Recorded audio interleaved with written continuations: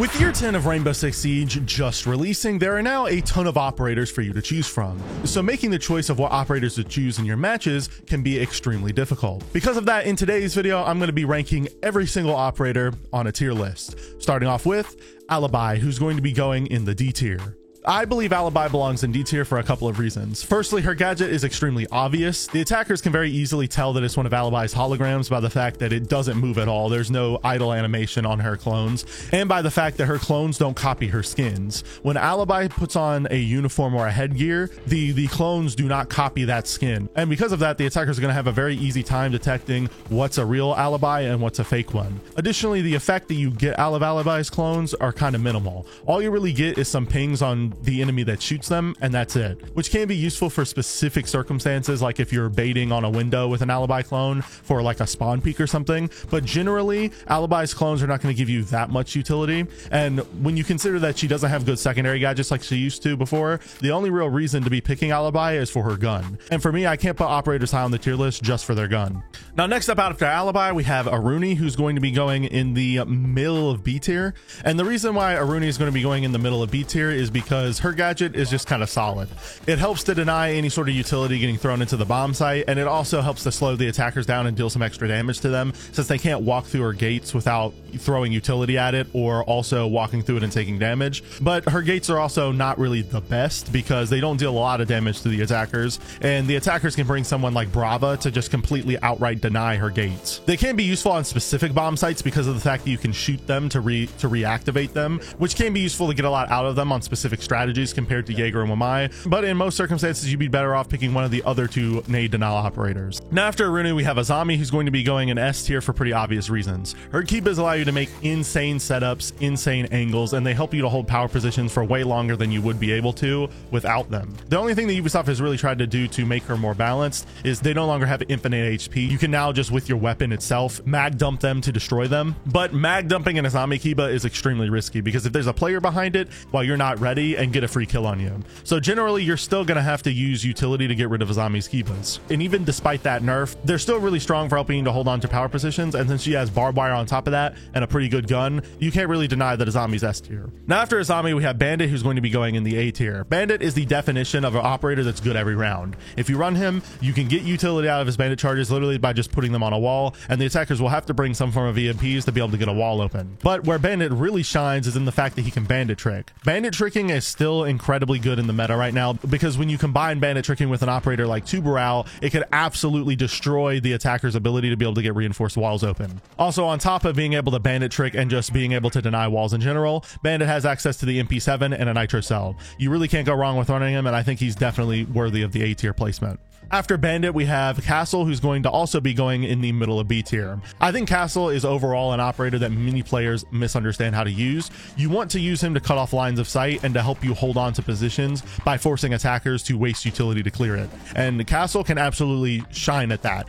If you make strategies around Castle, it can really confuse the enemy and make them waste a lot of time and utility getting rid of the barricades. And it can also play into your favor by allowing you to play in positions that wouldn't be possible without him. And on top of that, Castle has access to a secondary shotgun and a bulletproof cam, which both can help him set up the bomb site and be extremely useful. The only real downside to Castle is that many players consider his UMP to be really bad. I actually enjoy using the UMP, but most people don't like it. And so for that reason, I'm going to be putting him in the middle of B tier. He's a really good operator if you make strategies around him, but if you just start placing his castle barricades willy-nilly, you're not going to get a lot of utility out of him. Now after Castle, we have an infamous operator for being pretty bad, and that is Caveira, who's going to be going in the bottom of D tier. Cav, in my opinion, is probably the operator on the defense that needs a rework the most right now.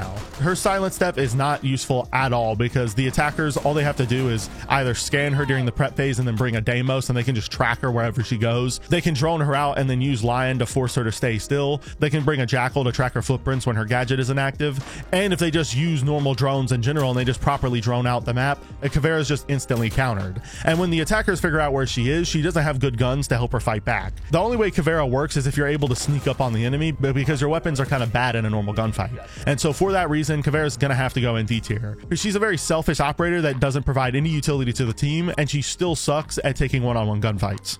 Now after Caveira, we have Clash, who's going to be going in the bottom of C tier. Clash is a niche operator for one reason, and that is because she absolutely dominates against enemy teams that like to bring shield operators a lot. But if you're going up against a normal team, Clash is not going to be nearly as useful. The reason why she thrives against shield operators is because when you start shocking a shield operator now, Clash completely knocks their shield away, which can allow your teammates, if they're playing behind you, to shoot shield operators and completely kill them. This can be the perfect counter to an annoying enemy that brings Blackbeard all the time, or against a team that likes to bring Blitz and Montagne. Just make for sure that when you pick Clash, you try to hide in the prep phase, because if they do spot you, there are a ton of counters that can deal with Clash, like Thatcher, Capitao, and just nades in general. Now after Clash, we have Doc, who's going to be going in the lower part of B tier. Doc is pretty much just a solid pick. He has a secondary shotgun, access to barbed wire, and he can heal his teammates. And he also gets access to the MP5 with an ACOG. Just a decent operator, but he really doesn't have anything to help him stand out. Now next up after Doc, we have Echo, who's going to also be going in the lower part of B tier. Echo is definitely a solid pick if you have strategies around him, but I wouldn't consider him an operator that's good in every round. Echo's drones can be easily countered by Brava, and he can't really do anything to stop Brava from hacking them, because unlike with Maestro, where he can just open his cams and shoot the Brava drone, Echo doesn't have that ability. And so if the enemies hack one of your Echo drones, it can be really devastating. But on top of that, EMPs also counter his Echo drone, so if the enemy brings like a Thatcher or something, they can just throw an EMP into the bomb site and completely deny your Echo drones. And his Echo drones are really loud, which means the enemy team can just figure out where they are and just shoot them. Now he does have access to a deployable shield, and his weapons are really strong, but I don't think that's enough to put him any higher. Echo does thrive on specific bomb sites and with a strategy in mind with him, but if you're just picking Echo every round, you're not going to get a lot of utility out of him. Now after Echo, we have Ela, who's going to be going in the C tier. Ela is an operator that has fallen off a lot in the meta, and that's simply just for the fact that her traps aren't really that strong. You only get 3 of them, and the only other thing that she brings to the team is a deployable shield. She doesn't have a secondary shotgun to help her team set up the bomb site, and the only reason people really pick her is because she's a 3-speed with a good gun.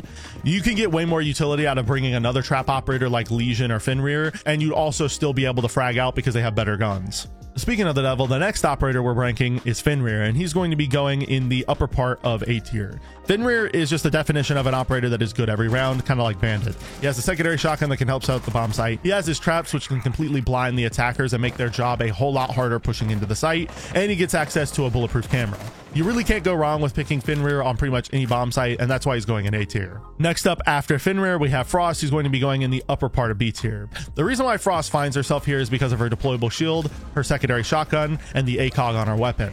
However, the reason why she's not going higher on this list is because I think her frost mats have fallen off a lot recently. The enemies being able to revive themselves out of the frost mat limits the locations that you can place her frost mats. But on top of that, they're only really viable when you play near her traps, because the attackers can just vault a window, look down, and shoot the frost traps immediately. I've noticed recently in ranked games, it's very rare that you get downs with frost mats, and even if you do, the utility that you get out of them most of the time is not going to be a whole lot. However, because she has a deployable shield, secondary shotgun, and an ACOG on her weapon, she can be useful for setting up the bomb site and for just being that go-to operator that you pick for a deployable shield. And next up, we have Goyo, who's going to be going in the top B tier. Goyo is going in the top of B tier for obvious reasons. He has the Vector with an ACOG, which can absolutely shred opponents. He has access to impact grenades to help make rotates and stuff. And he gets 4 of his Vulcan canisters, which can help deny the plant and also slow the attackers from being able to get aggressive. Now, the Goyo cans can play in the enemy team's favor if you place them in poor positions, and they can very easily counter them with a twitch. But outside of those specific downsides to his gadget, he can still be incredibly strong if you use him correctly. And so because of that, I'm going to be putting him in B tier. I don't think he's worthy of A tier because on certain bomb sites with a lot of outside windows, it's very easy to get rid of his canisters, but generally they are pretty strong. Now after Goyo, we have Jaeger, who's going to be going in the upper part of A tier, and I don't think anyone will be surprised by this. He simply gets this placement for how strong his ADSs are. Jaeger is only one of 3 operators in the game right now that can deny attacker projectiles, and being able to deny attacker projectiles is extremely important, because without a Jaeger, Wamai, or a Rooney on your team, the enemies can just throw nades, smokes, flashbangs into the bomb site to their heart's content with no real counter. But trust me, Jaeger does have some pretty major downsides, and that is the fact that his 416 carbine is one of the worst guns in the game, and the fact that his secondary gadgets aren't really the best. This is why Jaeger for me isn't up in the S tier. If his gun was as good as it used to be, he would probably be up in that tier, but right now I think he has to go in the A tier because he's by definition an operator that's good every round when you pick him. Just keep in mind that when you do pick Jaeger, you're signing yourself up to lose a lot of gunfights because of how bad his gun is. Now after Jaeger, we have Cade, who's going to be going in the top of A tier as well. Cade is basically just the better version of Bandit, and that's why he's going higher. He can electrify hatches, he can electrify 3 walls at once, he has the PCSG to help him make rotates and head holes, and he gets Nitrocell and barbed wire just like Bandit. He realistically just has to go in A tier because without Cade being in the meta right now, the attackers would have a much easier time getting walls open. Now after Cade, we have Kapkan, who's going to be going in the middle of B tier. He's the definition of just a solid operator. You can place your Kapkan traps around the map, and if the enemy teams make a mistake by misdroning them, they'll be punished significantly by you getting a free kill. This positions Kapkan in a very high risk, high reward scenario, because if the enemy team is smart and they do drone out the Kapkan traps that you place down, and they also have droned out that you are Kapkan in general, the chances of you actually getting utility out of his traps are pretty low. But if you can manage to hide his traps in unconventional locations, you can get some pretty huge and important kills with him. And he also has access to the VSN SMG and really good secondary gadgets to help his team on top of his gadget. I don't think Kapkan is as good of an operator as Frost because of the fact that he doesn't really have access to any sort of shotgun to help set up the site, and he doesn't have as strong of secondary gadgets, but he's still pretty decent. However, the next trap operator absolutely dominates, and that is Lesion, who's going to be going in the S tier for me. Lesion is the definition of an overpowered operator. He gets a ton of his traps that he can lay all around the map to give his team a web of information that they can use against the enemy, and he gets access to the T5 SMG, one of the best SMGs in the game, a secondary shotgun to help set up the bomb site, and he gets access to a bulletproof camera, which may not be the best, but considering the rest of his kit, he absolutely is still worthy of the S tier placement. I do think Ubisoft probably should go to the drawing board and potentially consider nerfing Lesion in some way by maybe removing a secondary shotgun or something, because right now there's really no reason not to pick Lesion in every round, especially with how strong shield operators are right now. Now after Lesion, we have Maestro, who's going to be going in the middle of C tier. The reason why Maestro is in this position on my tier list is because of how many counters he has. Maestro is one of those operators that suffers from having basically every counter on the face of the earth. He's countered by explosives, he's countered by EMPs, he's countered by melees, he's countered by the enemy bringing a Brava and just hacking his Maestro cams, and he's also countered by the enemy just looking at his Maestro cams when he opens them and shooting them. This gives the attackers basically endless possibilities to counter his Maestro cams. Now I will say, if the enemy team doesn't bring a Brava and they don't bring any form of EMPs, he still can be pretty decent, but with the state that the meta is in right now, that very rarely happens. And so for that reason, I have to put him in the middle of C tier. He does have the Alda 5.56, one of the strongest LMGs in the game, a secondary shotgun, and barbed wire. But even with that considered, I can't justify putting him any higher on the tier list because of how hard it is to get utility out of his gadget. Our next operator is Melusi, and she's going to be going in the lower part of A tier. I think Melusi is worthy of the A tier position because she has access to impact grenades, a secondary shotgun, and she gets 4 of her Banshees. She does get countered by Brava, which is why you probably should bring a Mute alongside a Melusi when you pick her, or you should just play near her Banshee so that the attackers can't really hack her Banshees. Now, Melusi does have the downside of being stuck on the MP5 with no magnification sight, but considering how much utility she brings to the team, I don't really think that matters that much. Now, after Melusi, we have Mira, who's going to be going in the upper part of B tier. Mira would have been a way higher on this tier list a long time ago, but now that Ashe can very easily counter her Mira windows by just shooting 1 breaching round onto it, I really don't think you can justify putting Mira any higher than the B tier. Her windows can very easily be countered by projectiles, and they're also countered by Twitch very heavily.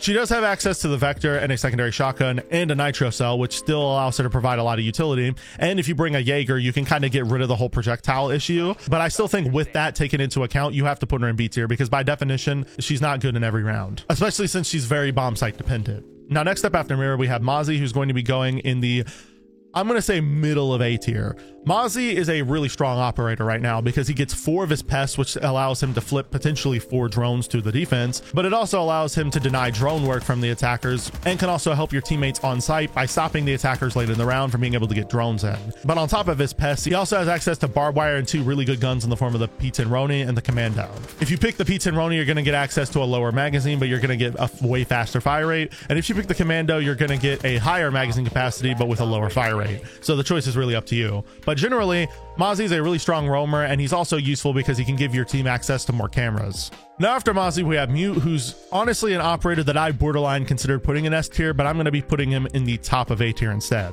A Mute can absolutely dominate an enemy team because of his ability to deny drone work. Compared to Mozzie, Mute is basically just better in every way. He has access to a primary shotgun in the SMG-11, which is an absolute menace in close range gunfights, and he can also use that shotgun to make head holes and rotates on the bomb site. He also gets access to a Nitro Cell, which can allow him to potentially get free kills, and he has access to 4 of his Mute jammers that he can place around the map to deny drone work and to also counter operators like Deimos and Dokkaebi. You really can't go wrong with picking Mute, and that's why he's going in the A tier. Now after Mute, we have Oryx, who's going to be going in the top of C tier.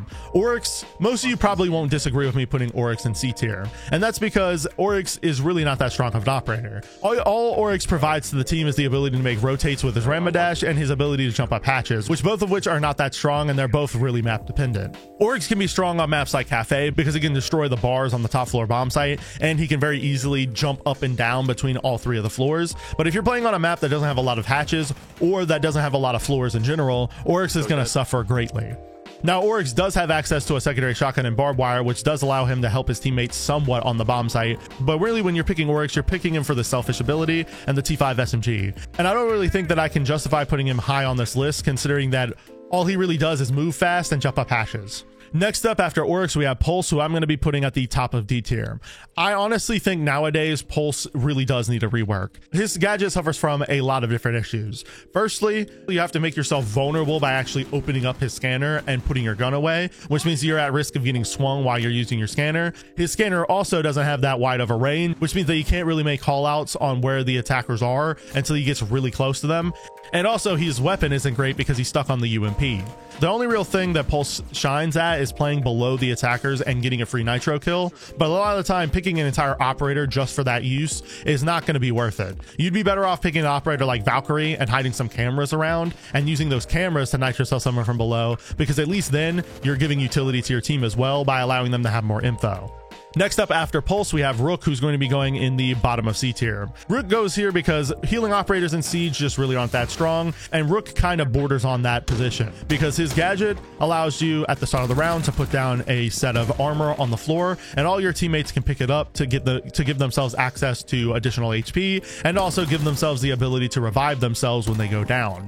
Now, being able to revive yourself may sound strong, but it's really not that strong in Siege, because most of the time when the enemy downs you, they are going to be able to finish you, and even if they can't finish you, the animation is very long. It makes a really loud audio cue, which allows the attackers to know that you're reviving yourself, and all they really have to do to stop you from reviving yourself is throw a nade at you. There's very few situations that you're going to find where you get downed with Rook armor on and you're able to revive yourself. He's just really not that good at helping the team out, because all he can really do is throw his impacts on the bomb site to make rotate holes and stuff, and that's about it. He does get access to the ACOG on the MP5, but like I've said before many times, guns really don't matter a whole lot in my ranking, and I don't think Rook can go high on this list just for having an ACOG on the MP5, especially when an operator like Doc exists that brings more utility. Next up after Rook, we have Sentry, who I'm going to be putting in the lower part of B tier. Sentry can be a strong operator when you want to bring specific lineups that don't really have good secondary gadgets. So let's say your entire lineup is bringing explosives or something and you don't really have a deployable shield or barbed wire. Bringing Sentry can be strong in those situations, but outside of those specific circumstances, you're not going to get a whole lot of utility out of Sentry. Picking an operator just for secondary gadgets and sacrificing a potential primary gadget for that is really just not worth it in most circumstances. You'd most likely be better off picking lineups that have access to those important secondary gadgets that you're missing, instead of just picking a Sentry to fill those holes.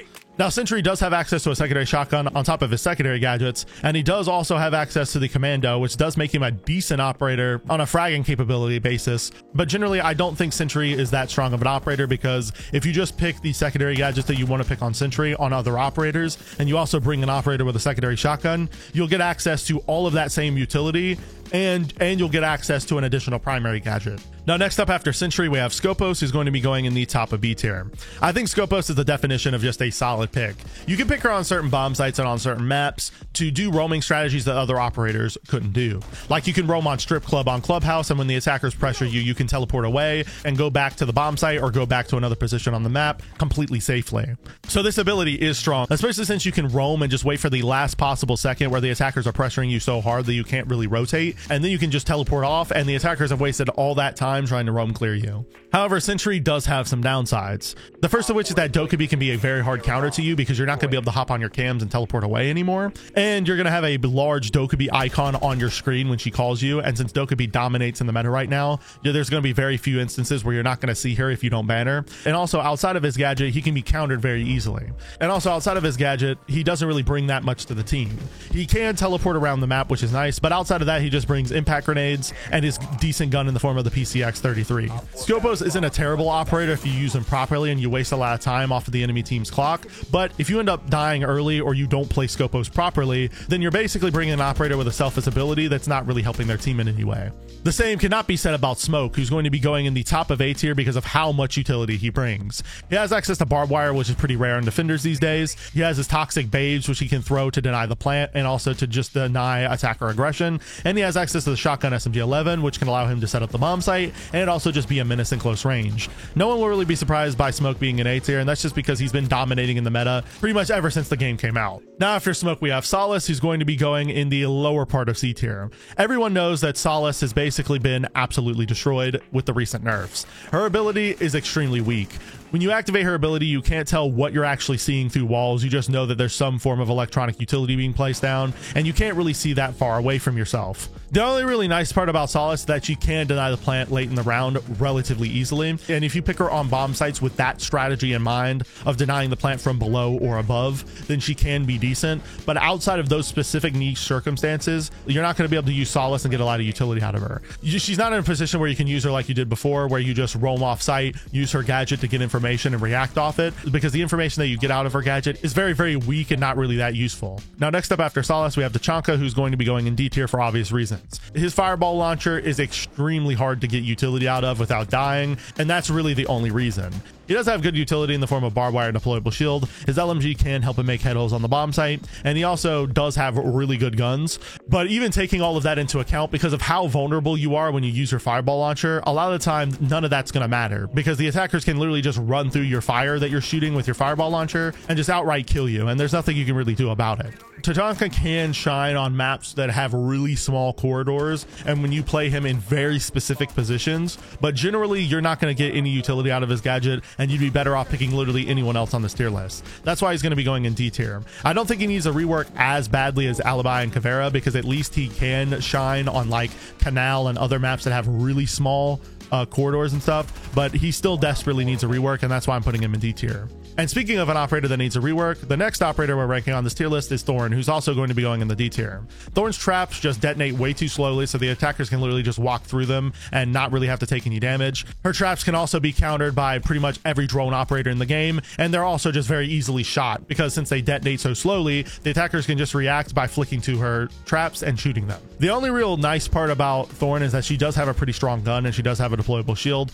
but realistically you shouldn't be picking Thorn unless on very specific strategies, because all you're really getting out of her is a good gun and a deployable shield in most circumstances. Now, speaking of having a good gun and a deployable shield, the next operator that I'm putting on this list is Thunderbird, who's going to be going in the bottom of A tier. I think Thunderbird is an operator that many people are sleeping on right now. Her having access to a deployable shield, a secondary shotgun, a great primary weapon in the form of the spear, and also having access to 3 of her Kona stations that she can place around the bomb site allows her to bring a ton of utility. Now, I know healing operators are pretty niche, and I've discussed that before. Thunderbird's Kona stations now allow her to place them around the bomb site, and when a player walks over her Kona stations, they will get a small burst in healing, and they'll also slowly regenerate their HP over time to max HP. This can allow Thunderbird to heal for a lot more than Doc ever could, because all your teammates have to do is run over to a Kona station and they'll be back up to full HP in a few seconds. The only issue is they can't get shot during that process, because it will then pause the regeneration, but as long as they play safe while they're getting healed from the Kona station, they can get back up to full HP in no time. And when you consider all the other utilities she brings to the team, like the shotgun, deployable shield, and the fact that she has a good gun, I really don't think you can go wrong with picking Thunderbird on pretty much every bomb site. She's kind of one of my go-to operators right now for a deployable shield and secondary shotgun, and so that's why I'm putting her in the A tier. Next up after Thunderbird, we have Valkyrie, who's going to be going in the upper part of A tier, and that's just for pretty obvious reasons. Valkyrie's been dominating in the meta pretty much ever since she came out, and that's because more cameras in Siege is always important. When you're playing in a 5-stack and you pick Valkyrie, you can get a ton more information to your teammates that you can use to rotate and make the proper decisions, and you can also get free kills out of her Valkyrie cameras by allowing you to nitro players through the floor, and you can also pull off other strategies with her, like throwing her cameras outside and then going for a run out. There's really no downside to Valkyrie if I had to think of one. And she has access to a nitro cell, which meshes well with her gadget. She has access to the MPX, which is a pretty low recoil weapon that can allow you to hit headshots pretty easily. And she has the Desert Eagle to help make head holes and foot holes. You can't really go wrong with picking her. And after Valkyrie, we have Vigil, who is an operator that I'm going to be putting in the lower part of B tier. Vigil is an operator that used to be exceptionally strong because his boss G could allow you to one-shot opponents from really far distances. However, with the state he's in right now, that's no longer really the case because they did nerf the boss G pretty hard. However, even with the boss G out of the picture, he's still a very strong roamer because of the fact that he can just activate his ability and hide himself from cameras, which can make him pretty good as an extra pick on your team. However, considering that that's all Vigil does, he doesn't bring any utility to the actual team itself because he doesn't bring like barbed wire or anything important that he can actually help his team with on the bomb site. I have to put Vigil in the lower part of B tier. He has good guns and he can roam pretty well, but like I said, he just doesn't bring any utility. The same cannot be said about Wamai, who's going to be going in the upper part of A tier. Wamai is literally just better Jaeger. He has better guns, he brings more utility because his magnets can deny more projectiles than Jaeger can, and he also has better secondary gadgets because he brings impacts. You realistically should be picking Wamai almost every round over Jaeger, and that's why he's going in the top of A tier above Jaeger. Next up after Jaeger, we have Warden, who's going to be going in the upper part of B tier. Warden is an operator that really does shine in the meta right now. If the attackers bring a lot of smoke grenades to help themselves push into the bomb site, your glasses can basically outright deny that because you can see through the smoke. And if they bring an operator like Ying, who is also really dominant in the meta right now, all you have to do is activate your goggles and you're completely immune to flashbangs. This makes Warden really strong for holding down a power position because he's basically immune to half the things the attackers might throw at him. To help him hold those power positions, he also has access to a deployable shield, and he also has a primary shotgun with the SMG-12. So you can play behind a deployable shield with a shotgun, SMG-12, and just absolutely dominate if you play him right. And you can even bring a Jaeger or Wamai on top of that to help protect his deployable shield from getting naded. This is why Warden is going in the top of B tier for me. However, the reason why he's not going higher is because if the enemy team doesn't bring any flashbangs or they don't bring any smoke grenades, then you're really not getting any utility out of Warden from a gadget perspective because that's all his gadget is designed to counter. Now next up after Warden, we have Tubarão, who's going to be going in the middle of S tier. Tubarão belongs here for pretty obvious reasons. His canisters can freeze any utility on a wall, which can waste a ton of time, and the attackers can only really counter him by playing vertically or getting a twitch drone into the bomb site. Just overall a really strong operator that you can't go wrong with picking. And anyways, that's going to wrap up today's video. This is my definitive year 10 season 1 tier list. If you agree with any of the placements I put on this tier list, or if you disagree, please let me know in the comments down below because I'd love to hear your guys' opinions. If you enjoyed today's video, I make these content just like this twice a week, so go subscribe to the channel and follow me on Twitter if you don't want to miss the next upload. If you want to watch another video just like this one, a video popping up on your screen right now that I'm sure you all enjoy. I'll see you next time, friends, and peace.